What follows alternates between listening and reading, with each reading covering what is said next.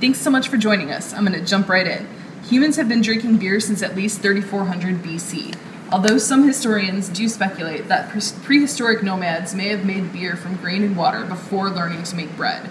The number of breweries in the U.S. is on the rise. From its low point in 1979 with 44 breweries, there are now over 2,800 licensed breweries in operation. So a craft brewery must be small. Annual production must be 6 million barrels of beer or less. You can compare that to Anheuser-Busch, who produce over 100 million barrels of beer annually. A craft brewery must also be independent. Less than 25% of the brewery can be owned or controlled by an alcoholic beverage industry member that is not a craft brewer. Production of a high-quality product requires high-quality inputs of hops, barley, and water. Focus on sustainability is a way to ensure that these ingredients will continue to be available. Smaller breweries cannot operate with the same level of efficiency as larger breweries. Sustainable efforts help to tighten up operations and ultimately save money. Actions taken by these breweries will ultimately have a positive effect on the environment. The various forms of alternative and renewable energy, as well as energy use reduction, will greatly reduce the carbon footprint of this industry. Clean water and water conservation efforts by breweries provide clear benefits to all forms of life dependent on water for survival. The onset of global warming has already begun to impact the brewing industry. Warmer temperatures and extreme weather events are harming the production of hops, a vital ingredient of beer.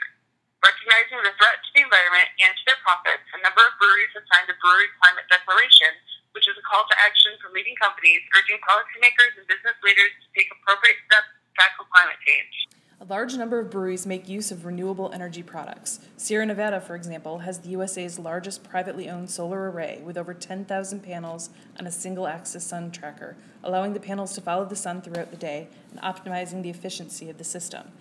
Many breweries also purchase renewable energy credits to make up the difference from what they are able to produce and what they need. Maximizing energy efficiency is also a very common strategy with craft breweries. Breweries often incorporate large windows, skylights, and open doors to provide natural light and reduce the need for lighting. Where lighting is utilized, high-efficiency bulbs are set to timers and motion sensors so they are only used when needed.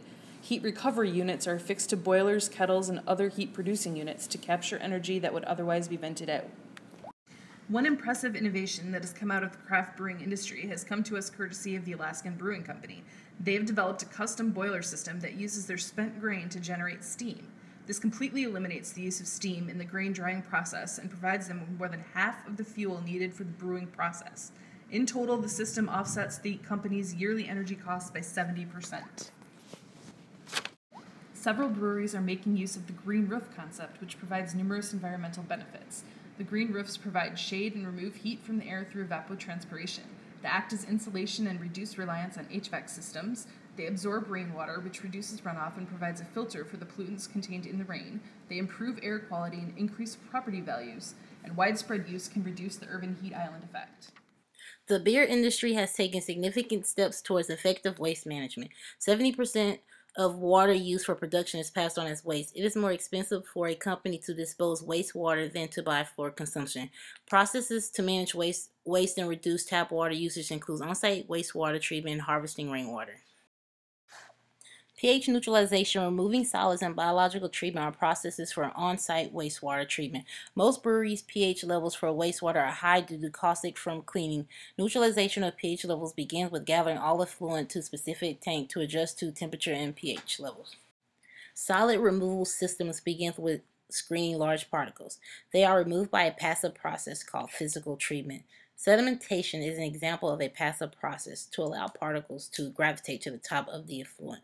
Grit chambers are also part of the removal system to remove minute substances. Biological treatment can be either anaerobic or aerobic systems. It uses oxygen or aerobic microorganisms to change organic particles which do not settle to waste that can settle.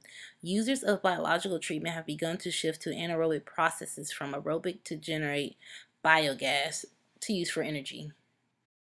Harvesting rainwater cuts back on depleting tap water and decreases erosion, runoff, and pollution of surface water.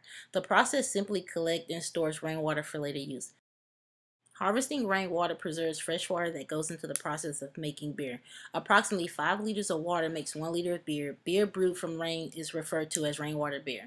Breweries are at the forefront of initiating ideas for waste management regardless of the size of the entity. Waste management knowledge is integrated throughout the brewery campus along with recycling waste. Recycled waste can be seen anywhere from the brewery decor to the restaurant cooking ingredients. The brewery industry generates solid waste from brewing process, packaging, food service, and events. The Alaskan Brewing Co. is a pioneering sustainable innovation. The company was the first to use recycled carbon dioxide. It is used for packaging and eliminating oxygen from the brewing process. As a result, they have saved 900,000 pounds of CO2, contributing to global warming. It was also the first to have an efficient mass filter press, saving them from using 1 million gallons of water and 60,000 gallons of gas a year. Brewing waste involves diatomaceous earth, fermentation process, and malting and lautering. Diatomaceous earth is a rock implemented in the course of filtration. Waste from the rock are transported to landfills. Diatomaceous earth is reused as pest control in compost bins and additives for concrete, cement, and brick. Spent yeast from the fermentation process can be reused if properly secured. Spent grain from malting and lautering are the majority of breweries' waste. It is recycled to farmers for livestock feed. The grains are also recycled to bakers or converted to biogas for energy. Other uses for the grain is composting and reuse in brewery restaurants. Packaging waste consists of rich cardboard, wooden pallets, glass, plastic, and aluminum. Small breweries rent pallets for additional revenues. Damaged pallets are repaired or recycled for building material, art, and furniture, chipped for landscaping, and sold to pallet vendors. Raw & Sons Brewer in Fort Worth is a company recycling wooden pallets for furniture, as seen with their bar. We've given you a few examples along the way, but have by no means provided an exhaustive list. Check your local or favorite craft brewery's webpage and see what type of efforts they're making at sustainability. This effort really is industry-wide. So knowing this, what should we do with this information? Vote with your wallet. If you appreciate the efforts that craft breweries are making, drink craft beer.